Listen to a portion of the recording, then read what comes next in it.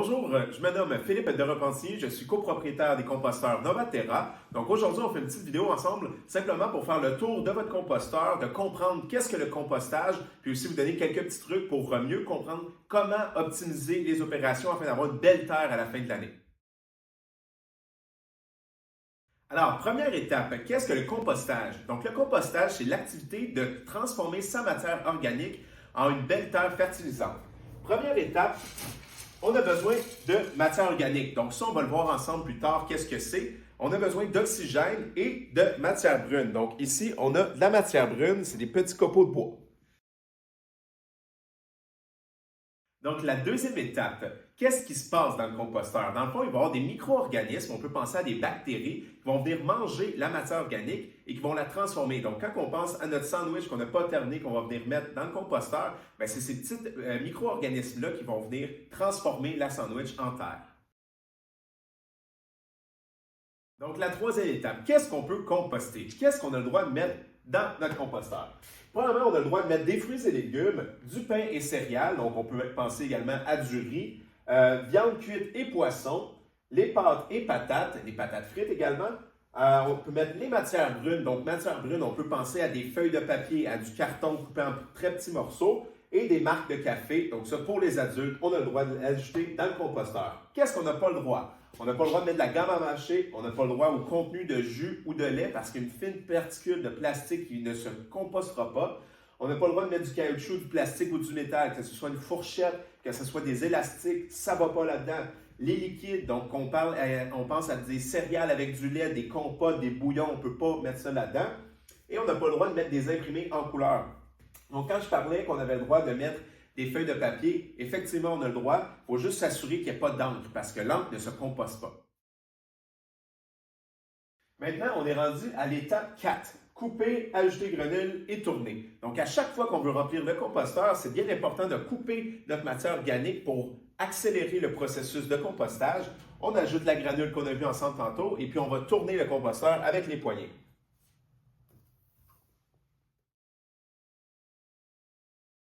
Maintenant, je vous présente votre ami, le composteur. Donc, on va faire le tour rapidement de tous les éléments sur la machine. Premièrement, il y a les loquets. Donc, les loquets vont permettre de tourner le composteur et de maintenir les portes fermées. Évidemment, les portes, on en a deux. On va y revenir ensemble plus tard, donc la porte de gauche et la porte de droite. On va avoir des poignées qui vont être tout le tour du composteur qui vont nous aider à faire la rotation. Puis, je vous présente en dernier les pattes. Donc, c'est ce qui va tenir évidemment le composteur en place pendant toutes ces opérations. Il faut être très prudent avec les bandes de soutien qui sont tout le long du composteur. On ne donne pas de coup de pied, on ne s'accote pas non plus dessus pour pas qu'elle brise. Donc, maintenant, on est rendu à comprendre comment fonctionne votre composteur. Donc, on a parlé de deux chambres de maturation. Je vous explique pourquoi. Premièrement, on va remplir la première chambre de gauche jusqu'à la moitié pendant 4 semaines.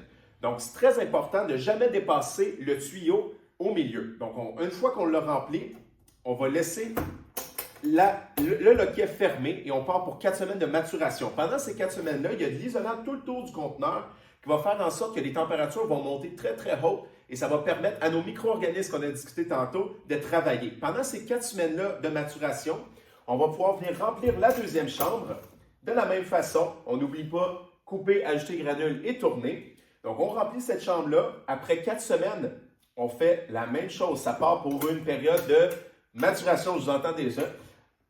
On met un petit cadenas pour s'assurer que personne va déranger le mélange. Et à ce moment-ci, la chambre de gauche, la première chambre va être prête. Il n'y aura plus de nourriture. Ça va être maintenant de la belle terre fertilisante. Donc, on est rendu à la dernière étape. Lorsque les 4 semaines de maturation sont terminées, on va venir vider le composteur. Alors, comment qu'on fait? Premièrement, on va lever le loquet. Deuxièmement, on va venir mettre un bac en dessous du composteur. Et on va venir tourner la machine tranquillement. Et on va laisser le compost tomber dans le bac. Une fois que c'est fait, on va venir voir notre récolte. Et on a du beau compost qui est prêt à être utilisé pour fertiliser nos sols et nos fleurs. Alors, Philippe, qu'est-ce qu'on fait avec notre compost? Le plus intéressant à faire, c'est l'ajouter à nos jardins.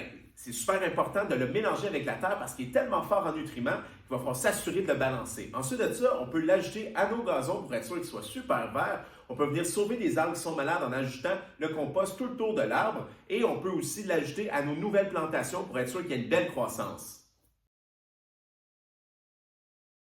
Donc, je vous présente maintenant les 3 clés du succès pour avoir un compost de grande qualité en peu de temps. Premièrement, il faut laisser des trous d'aération libres. Les micro-organismes, ils ont besoin d'oxygène pour opérer. Donc, si on voit que les trous d'aération sont bouchés, on va venir les gratter avec une petite pelle. Donc, ça, c'est le premier truc. Deuxième truc, les granules, on en reparle parce que c'est très important. Les granules vont venir limiter les odeurs, puis aussi ajuster le taux d'humidité. Si on voit qu'il y a du liquide dans le fond du composteur, on va venir en ajouter. On vise à peu près un ratio de 1 portion de granules pour 10 portions de matière organique. Et troisième truc, c'est important de laisser un peu de compost dans le fond de l'appareil une fois que vous le videz. En laissant un petit peu de compost, il va y avoir déjà des micro-organismes qui sont en activité, donc ça va aider la nouvelle matière à se transformer plus rapidement. Voilà! Donc, c'est terminé. On vous remercie vraiment pour votre attention. On espère que vous allez en faire une belle utilisation et n'oubliez pas que le compostage est l'activité à l'échelle humaine qui a le plus grand impact environnemental.